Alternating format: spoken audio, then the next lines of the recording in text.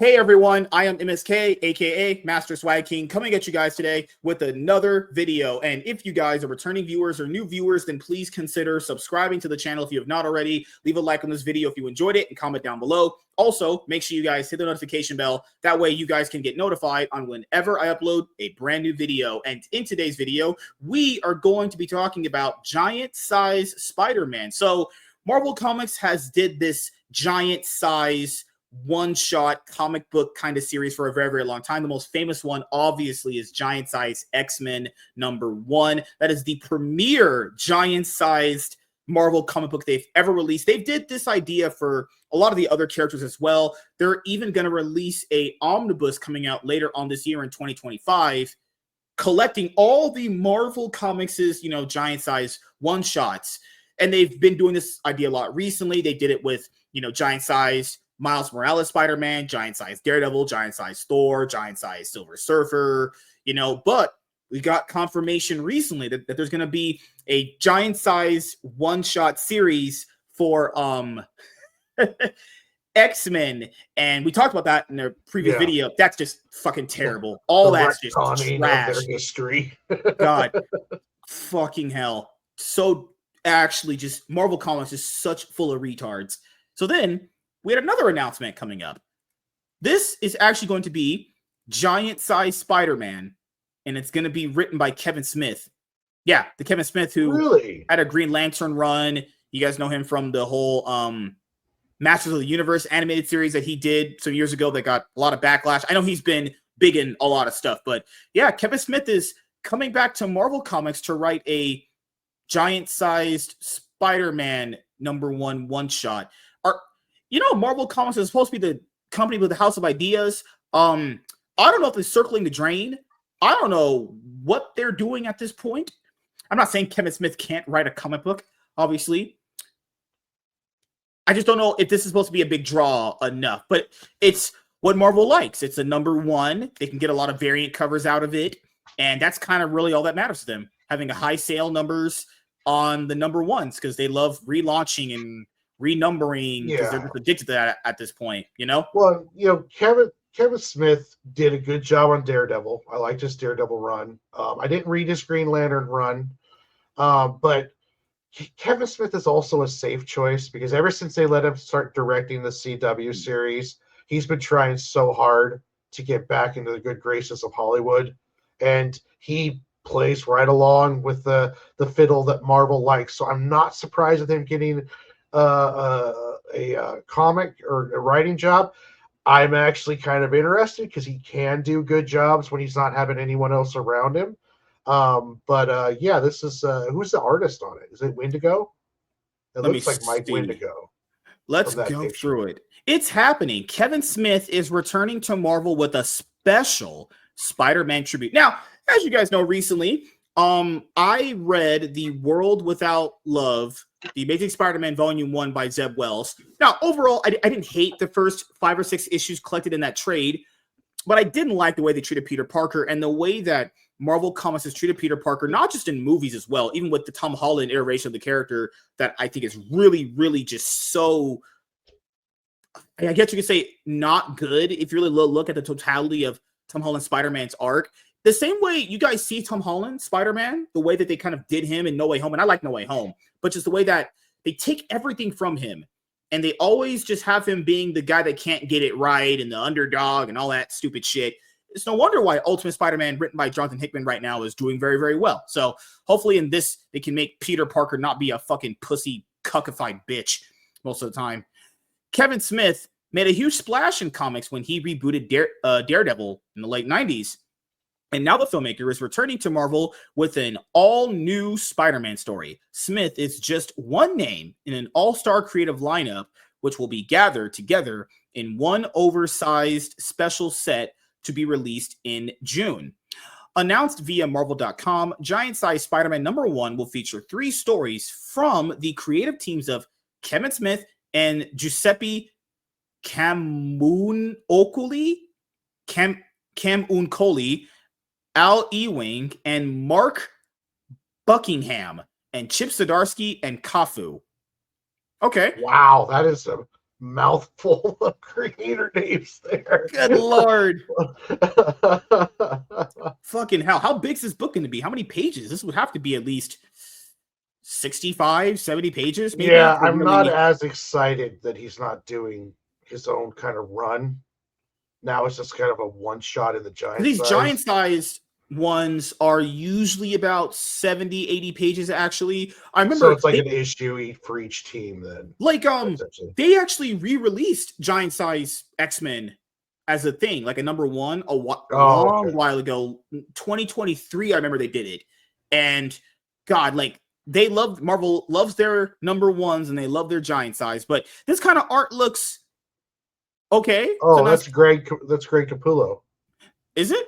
Yeah, that's what it says on top. They're covered by Greg Capullo. Yeah, you're right. Looks good. Why are they still pushing Kamala Khan? Marvel, please stop. This character sucks everywhere. You want to? I'm gonna keep saying this. You want a good stretchy character? Go and fucking watch One Piece. Literally, just go and watch that or read that. I don't care how you consume it. That's a better stretchy character. Or they have the better one right here in front of us too. Fucking hell, Miss Marvel sucks ass. Paying homage to the giant size issues released by Marvel in the 70s, the new special will also contain the first appearance of an all-new character, one that Marvel promises will play a big role in the near future. Oh, hot damn. They're finally going to create new characters. Finally. It only took you forever. Well, it's not a good number one unless they create a new character. So true. Yeah, that's all money right there. That's all collector shit right there. Yeah, and keep in mind, guys, no one's gonna read this to the point where they know about the new character. They're gonna find it out from like a comic book YouTuber or like people posting screenshots of the book. People are only going to be buying this because it's a number one and it's going to have a lot of variant covers. That's it. Yeah. All three stories promise to be a celebration of Spider-Man in all his incarnations. Smith and Cam Uncoli's story features a team-up between Spidey and the Fantastic Four that Marvel claims will have your heart beating in overdrive and your sides hurting from how much you're laughing. Given how their books have been written recently, I don't know if that's a good thing. Ewing and Buckingham's story will take place over decades and feature Spider-Man teaming up with his best friends in the Marvel Universe. And Chip Zdarsky and Kafu's story will introduce a brand new character to the Marvel Universe, setting up a major story in the future. And Chip Zdarsky, he's going to be the main writer on the new Captain America ongoing series that we'll cover in a topic later on because he got kicked off the Batman main ongoing book at DC Comics. So he's back at Marvel now. That's what he's doing. He had to find work because he tanked it on Batman for some reason. Kevin Smith helped to change the direction of comics when he was recruited by Joe Quesada and Jimmy Palmiotti to revamp Daredevil as a part of their Marvel Knights initiative in 1998. The resulting story made Daredevil a top-selling title once more and helped to reinvigorate Marvel after perhaps the company's lowest point following their declaration of bankruptcy in the 1990s. While Smith has periodically written comics in the decades since, it has been some time since his name has graced a Marvel comic, so it's nice to see the writer return to the House of Ideas, a House of No Ideas recently, or House of Recycled Ideas, or House of Retards. That's what I would call it. Woo. From a brand new story from Kevin Smith to the cast of All-Stars to the introduction of a major new character, Giant Size Spider-Man #1 is a can't-miss title for Marvel Comics fans this summer. This also features a cover by superstar artist Greg Capullo, meaning that the title is sure to stand out on the comic book shelves no matter what. By returning to Marvel with a brand new Spider-Man story, Kevin Smith has Marvel fans excited once more to see what's coming from the House of No Ideas. Giant Size Spider-Man #1 is on sale. This is June 11th. Yeah. From Marvel Comics. So, you excited for this? You gonna get this? No. I'll tell you what, I'll open it up when it's at the comic book shop, and if it has good art, if I like the artist, then I'll get it, but I won't. I don't plan on it. They're trying to get me to get into their #1 scheme. It's like, oh, damn it. Like, I hope he can write a good Spider-Man story because Spider-Man needs a good written story after, well, you guys don't even know the half of the story, honestly, from how they've been treating Peter Parker. But, I mean, is Kevin Smith a big enough name to sell a comic book? I mean, it might have been back in the day when he was writing at DC and Marvel, but what has his name been really attached to recently that could give him some star power? I mean, I guess people are just gonna see the name Kevin Smith and go, "Hey, I'll just get this." Because the last thing he did was that Masters of the Universe animated series on Netflix, and well, apparently they killed off He-Man in the first episode, and they make the female the main character or whatever. Oh, no one like that. I watched that first season. Painfully. Did you like it? No, not at all. I could do an entire show on just how bad that was, and I could dissect it down episode to episode on all the terrible decisions that was made, and just how. At least this time around, he won't have full creative control. Marvel's editorial team will make sure you don't get full creative control. If that's Spider-Man and Tom Brevoort, oh no. I mean, maybe if Tom Brevoort will see Kevin Smith and he's fat as fuck and he'll get on his knees for him because Tom Brevoort's a fat fucking moron. Maybe he'll let Kevin Smith do what he wants because he thinks Kevin Smith has some big draw. Kevin Smith didn't write He-Man. He was part of the writing team. There was a whole team of writers that did the Abomination notice that series. So this is just going to be just Kevin writing a Spider-Man story that's not necessarily in canon. It's going to be a fun little story with the Fantastic Four. If the artist is good, you'll probably get a good little deal out of it. But like the reason I'm called Lunchbox Warren is because of Kevin Smith. I am a huge Kevin Smith fan from back in the days I saw Clerks. Chasing Amy, one of his best films of all time was Chasing Amy, even though Clerks 3 was very well done. But he is not consistent. I'm a big Kevin Smith fan, but I'll tell you right now, he's not consistent, and he's not the greatest writer all the time. So who knows what Kevin Smith we're going to be getting in this. I liked Tusk, but I didn't like Yoga Hosers. I heard the newest one he did was getting some buzz, but it didn't look very interesting to me. Clerks 3 was pretty good, even though Kevin Smith can never land an ending in his movies. So it all depends on Jay calls Silent Bob Lunchbox, and my brother would call me that. And he knew I was a big Kevin Smith fan. So when I had to come up with a comic name or for a company, I chose Lunchbox Comics. And now I'm Lunchbox Warren, and it's all due to Kevin Smith. But but even as one of his bigger fans, I have his book on, like, his self-help book on my shelf, is that he's not always that good. And who knows, him by himself writing Spider-Man, I think we could get an interesting story. I would be much more interested if he was writing a whole arc of Spider-Man like he did with Daredevil. That would be cooler. But how much you want to bet by the time we get a new Spider-Man movie that Marvel Comics would attempt to do what DC Comics is doing with the Summer of Superman? They're going to give you like the Summer of Spider-Man event. Yeah, the Spring of Spider-Man event. They don't want to do it at the same time as DC. I mean, I buy these sometimes. I've bought the giant size stuff. I have them. I haven't read them. I have the Thor one they released recently. I have the Daredevil one. I have a few of them. I have the X-Men one as well. This one, I mean, I'll buy it if you want to review it, but I don't really have any other reason to buy it. Yeah, I mean, we'll review. It's only one issue anyway. We'll read it and review it for you guys. I have no hope because my toleration for Spider-Man at this point is to the bottom. I mean, I like what Jonathan Hickman is doing, which is, and we have to eventually read that second trade that came out because I love the first one. The first one was just, man, some of the best comics I've read in a long time. Trade. First one is great. First one is so good. I haven't read the second one yet, but I'll get your final thoughts and opinions on this.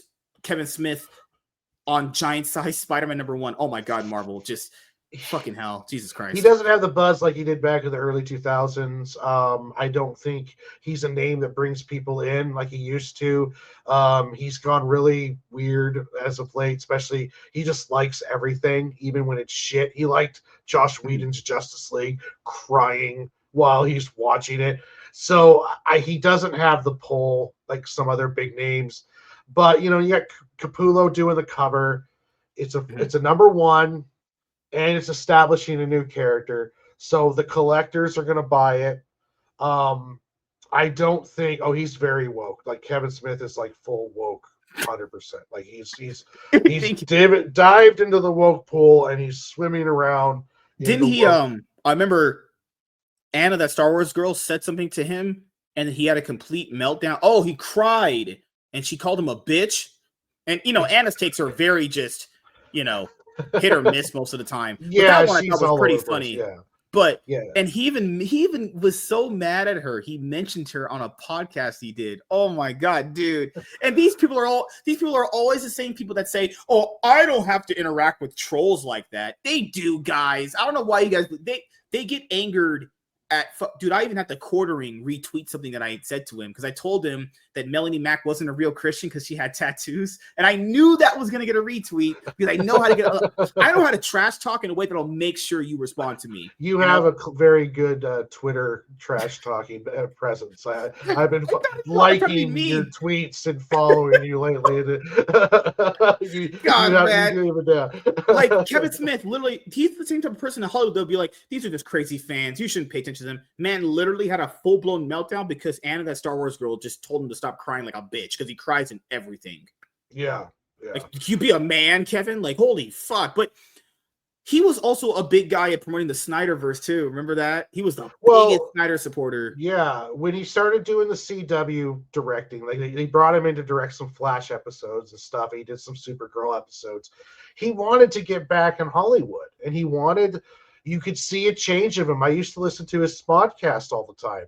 When he started getting that CW work and he wanted to get back into Hollywood, you started to see him, everything that Hollywood did, he would say he loved it. Remember, he hosted that Zack Snyder universe, like that, that show they did, like it was a half hour long. They were talking about Justice League and Aquaman and all this stuff. He hosted that, and he just got to the point where you couldn't trust his reviews anymore because everything he loved, he loved all. He was fucking crying over Josh Whedon's Justice League. It's like, come on, man. It shows just a little bit of that, honesty on that stuff. But no, he wants to work in Hollywood. He wants a tentpole movie. He wants to be able to do a Green Arrow for DCU or do a Marvel movie or do just regular movies that are backed by big corporations again, because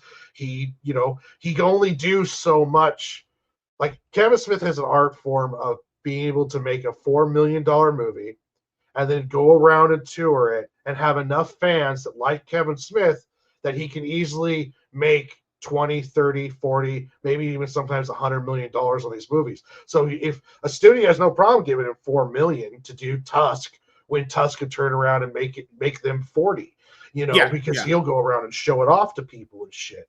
So he doesn't have as much credibility. So I don't think seeing Kevin Smith's name on there would makes I don't think it moves the needle. Yeah, no, not at all. No. So for me, I mean, as you guys know, Spider-Man is their Batman at Marvel Comics right now. Any way they can kind of juice Spider-Man for any reason that they can think of, they're gonna do it. I hope Kevin Smith and Chip Zdarsky and Al Ewing can deliver a decent story. I mean, it literally can't be anything worse than what Zeb Wells did to Peter Parker in that first book I read. So, can't be anything worse than that. So, thank you guys for checking out this video. If you guys are returning viewers or new viewers, then please consider subscribing to the channel if you have not already. Leave a like on this video if you enjoyed it. Comment down below. Also, make sure you guys hit the notification bell. That way you guys can get notified on whenever I upload a brand new video. I am MSK, aka Master Swag King, and we're going to sign out, guys. See you guys later. Peace.